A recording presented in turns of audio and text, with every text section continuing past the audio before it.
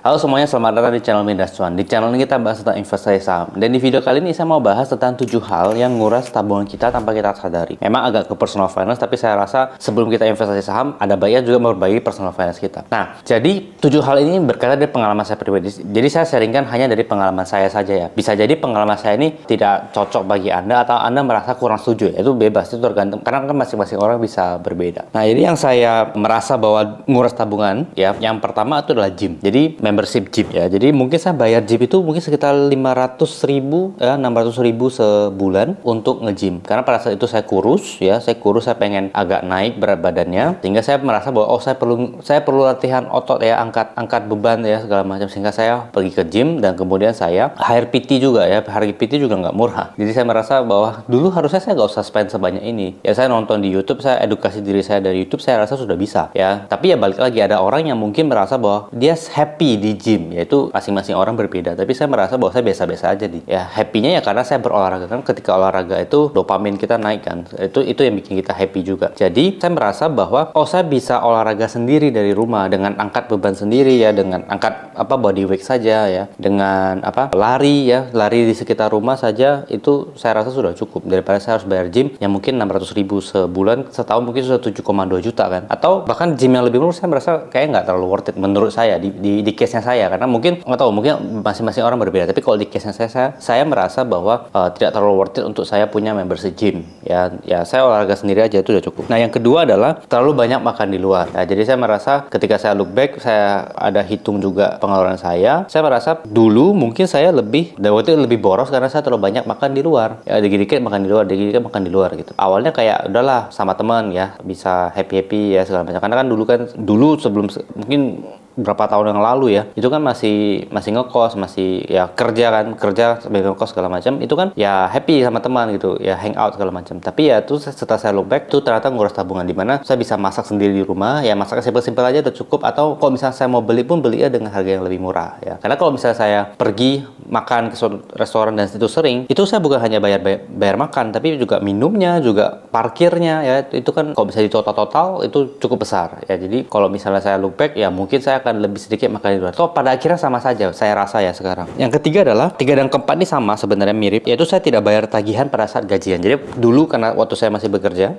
itu ketika terima gaji misalnya ya, ada masanya di mana saya tidak langsung bayar tagihan ya, kan ada beberapa tagihan saya nggak langsung bayar. Akibatnya apa? Duitnya kepakai buat yang lain-lain ya. Jadi karena duitnya kepakai buat yang lain-lain, tagihan yang harus saya bayar ini jatuh tempo, akhirnya ya duit saya pas-pasan di situ pada saat itu ya, karena saya nggak langsung bayar tagihan di awal. Nah, berhubungan dengan berikutnya, itu tidak sisihkan investasi di awal. Jadi ada masa-masanya juga di mana ketika misalnya make money dari gaji dan segala macam ya, ada masa-masanya juga ketika saya tidak menyisihkan di awal ketika berinvestasi. Makanya saya selalu katakan bahwa teman-teman, kalau terima duit ya, setiap terima duit langsung sisihkan untuk investasi. Karena kalau misalnya kita nggak sisihkan, itu pada akhirnya itu nggak akan ada duit sisa, pasti gitu. Kalau misalnya teman-teman nggak sisihkan dari awal. Jadi kalau Warren Buffett bilang, do not save what is left after spending, but spend what is left after saving. Jadi jangan kita itu simpan dari duit sisa yang kita spendingkan, tapi kita spending sisa dari yang kita sudah save ya. Jadi kita dapat duit 100 misalnya, kita mau simpan berapa persen? 20% misalnya. Ya udah 20% itu langsung pisahin di awal. Sisanya 80% baru kita pakai buat kebutuhan, buat segala macam ya. Itu udah guilt free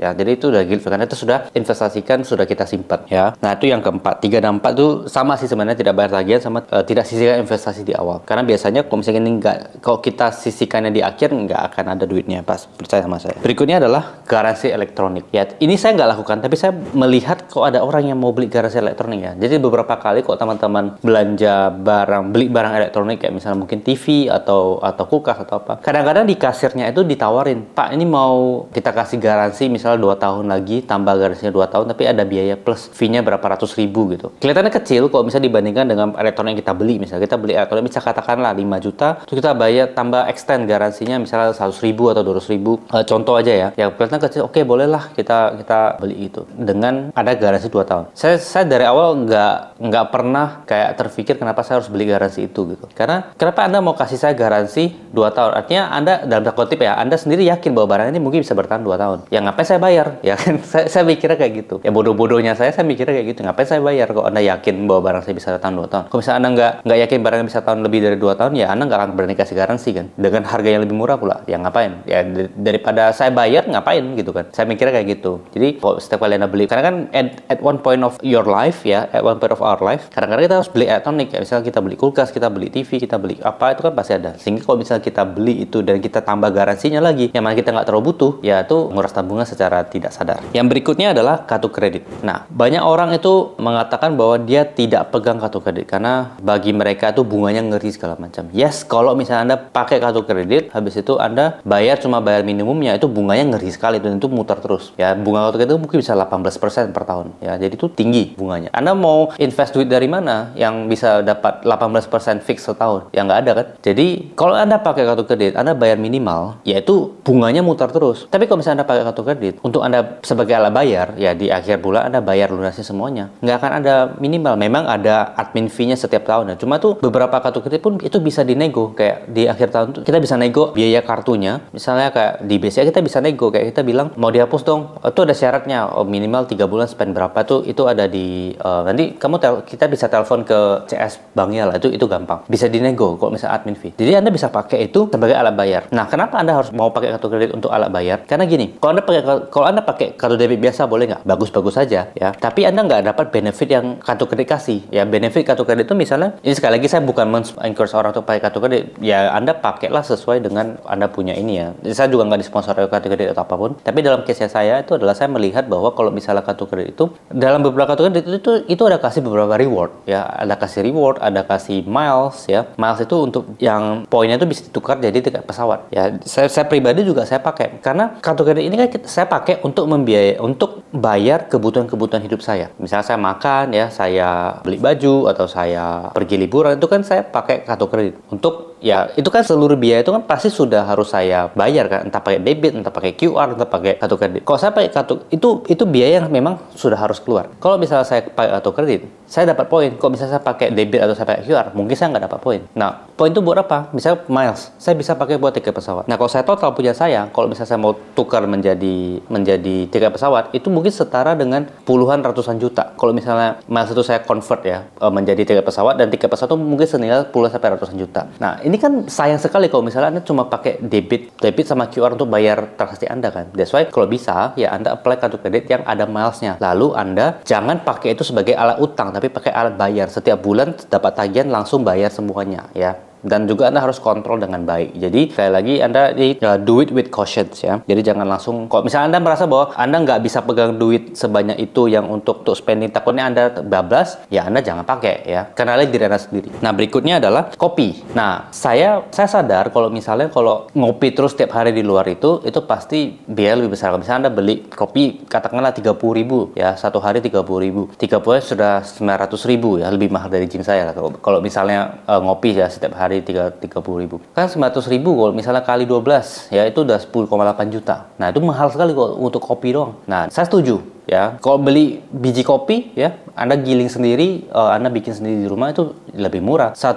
Mungkin 200 gram ya, mungkin 100.000 udah dapat. Mungkin bisa berapa kali minum, 2 sampai 3 minggu ya minumnya. Sehari bisa 2 kali. Nah, itu yes. Tapi dalam beberapa case ya, beberapa kesempatan juga saya kadang-kadang keluar ke coffee shop untuk ngopi. Nah, tapi saya nggak setiap hari lakukan. Mungkin seminggu sekali ya, 2-3 hari sekali. Supaya ubah suasana. Jadi kalau misalnya di rumah kerja terus kan bosan ya, penat gitu ya. Kalau misalnya keluar ya ke coffee shop ya, suasana baru, lihat kondisi yang baru, itu tentu lebih refreshing. Sehingga sekali boleh lah kalau saya pikir untuk spending buat kopi. Tapi kalau misalnya duit udah pas-pasan ya, duit Anda pas-pasan, Anda pengen ngomongin kopi cantik ya, that's not a really wise decision. Jadi that's why saya di sini membantu mungkin teman-teman yang baru mulai ya, ketika Anda dapat duit ya sekali-sekali ngopi boleh. Kalau misalnya Anda memang suka ya, Anda suka jalan-jalan, suka ngopi, itu ya boleh-boleh saja. Tapi at the end of the day Anda juga kenali Anda punya kondisi finansial. Ya, jadi itu dulu ya 7 hal yang secara tidak sadar menguras tabungan kita. Semoga bermanfaat dan sampai jumpa di video selanjutnya. Bye-bye.